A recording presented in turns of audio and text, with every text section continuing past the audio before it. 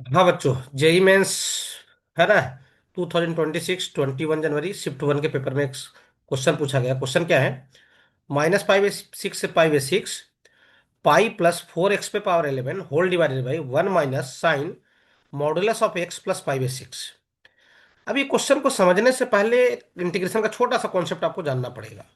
नहीं जानते हो, जान लीजिए। -a से a f(x) dx लिखा हुआ है, तो इसकी दो वैल्यू होती है। एक तो इसकी वैल्यू 0 हो जाती है, और दूसरा इसका वैल्यू हो जाता है ट्वाइस ऑफ 0 से a f(x) dx।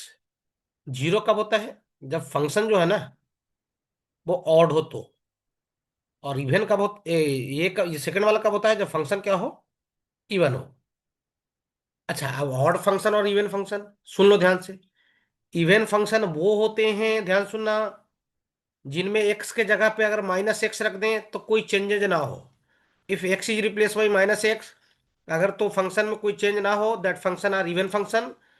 और अगर x के जगह पे -x रख दे रहे हो और ओवरऑल माइनस बाहर आ जा रहा है फंक्शन के बाहर में, तो वो फंक्शन ऑड फंक्शन कहलाएगा। क्लियर हो? तो आपको ये चीज ध्यान रखना पड़ेगा। अब सुनिए ध्यान से। मैं अगले स्लाइड पे सवाल लिख दिया हूँ। सवाल लिखा हुआ है आपके सामने। ये क्वेश्चन है, इसको दो हिस्सों में तोड़ दिया। यहां से एक अलग इंटीग्रेशन कर दिया और यहां से क्या कर दिया, एक अलग इंटीग्रेशन में तोड़ दिया। अब थोड़ा सा ध्यान दीजिए आप। ये जो फंक्शन है, ये वाला, ये है ऑड फंक्शन। क्या है ये? Odd function. क्यों? रख के चेक कर लो। एक्स की जगह पे -x रखूंगा तो -x पे पावर 11 माइनस सामने आएगा, और यहाँ एक्स की जगह पे -x रखूंगा तो मॉड एक्स हो या माइनस ऑफ मॉड एक्स हो, बात एक ही होता है। तो ये फंक्शन ऑड फंक्शन है।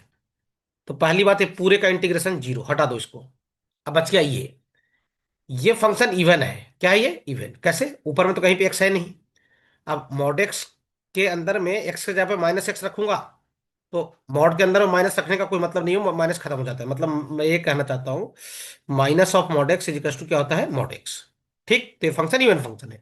अच्छा, इसको क्या लिख लेगा सर? ट्वाइस ऑफ 0 से पाई/6, जो भी बताया था, है ना, pi divided by 1 minus sign. और आपको पता है 0 से पाई/6 के बीच में एक्स पॉजिटिव ही होता है, तो इसको x+पाई/6 ही लिख लो, ज्यादा अच्छा है। कोई दिक्कत नहीं है। चलिए, ये पाई को बाहर ले लीजिए, 2 पाई, और अगले स्लाइड पर अपन इंटीग्रेशन करते हैं। पाई बाहर आ जाएगा, 2 पाई 0 से पाई/6 dx डिवाइडेड बाई कितना हो गया भाई? 1 माइनस साइन एक्स प्लस क्या? पाई/6। थोड़ा सा मुझे ये अच्छा नहीं लग रहा है, ये वाला टर्म x+पाई/6, हम इसको t मान लेते हैं। तो t equals to x plus क्या? पाई/6। तो दोनों तरफ डिफ्रेंशिएट कर दो तो dt और dx बराबर हो जाएंगे। क्लियर हो? हाँ। अब चलिए, वहां पर t के फॉर्म में सब्स्टिट्यूट कीजिए, 2 पाई बाहर रहेगा, एक्स की वैल्यू 0 रखूंगा तो t पाई/6 आ जाएगा। सही है। और एक्स की वैल्यू पाई/6 रखूंगा तो पाई/6 प्लस पाई/6 पाई/3 होता है। और dx और dt तो बराबर है ही। और नीचे बन जाएगा 1 माइनस क्या? Sign t. ठीक। अगर आप इंटीग्रेशन का पहला प्रॉपर्टी जानते हो तो चुपचाप क्या करो, ये टी को हटा के एक्स लिख दो। टी वाला स्टेप है, मैं स्टेप काट रहा हूं ना। टी की जगह पे क्या लिख दो? एक्स लिख दो, एक ही बात है। अब इसका इंटीग्रेशन कैसे करेंगे सर? आपको याद होगा, 10th क्लास में ऐसे टर्म्स दिखते थे तो आप क्या करते होंगे? रेशनलाइज करते होंगे। क्या करते होंगे? रेशनलाइज। तो अपन क्या करते हैं, इसको रेशनलाइज कर देते हैं। पाई/6 से कहाँ तक है? पाई/3 तक है। रेशनलाइज करूंगा तो ऊपर में 1 + sin x आएगा, और नीचे में 1 - sin x × 1 + sin x, तो 1 - sin² x that is the cos²x। ठीक। अब कुछ मत करो, इसको सेपरेट कर दो दो अलग अलग इंटीग्रेशन में। ठीक। पहला पाई/6 से कहाँ तक? पाई/6 से पाई/3, और 1/cos²x यानी sec²x। और दूसरा sin/cos²x, तो sin/cos के एक को tan लिख दो, और एक cos जो बचेगा उसको, नीचे वाले cos को ऊपर ले जाकर sec लिख दो। तो दूसरा क्या लिखा हुआ सर? sec x इंटू क्या? tan x dx। कहां से कहां तक? पाई/6 से कहां तक? पाई/3 तक। कोई दिक्कत नहीं सर। अब 2 पाई बाहर है, sec² x का इंटीग्रेशन tan x हो जाएगा।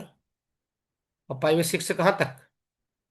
पाई/3 तक। और sec x का इंटीग्रेशन sec x हो जाएगा। ये कहां से कहां तक? पाई/6 से पाई/3 तक। अब वैल्यूज रखिए। 2 पाई बाहर, tan पाई/3 यानी कितना? √3। और tan पाई/6 कितना? 1/√3। ठीक। सेक पाई/3 मतलब सेक 60 डिग्री, कॉस का उल्टा, तो ये 2 हो जाएगा। और सेक पाई बाई 6, कॉस 30 डिग्री कितना होता है, √3/2, तो ये हो जाएगा 2/√3। ठीक।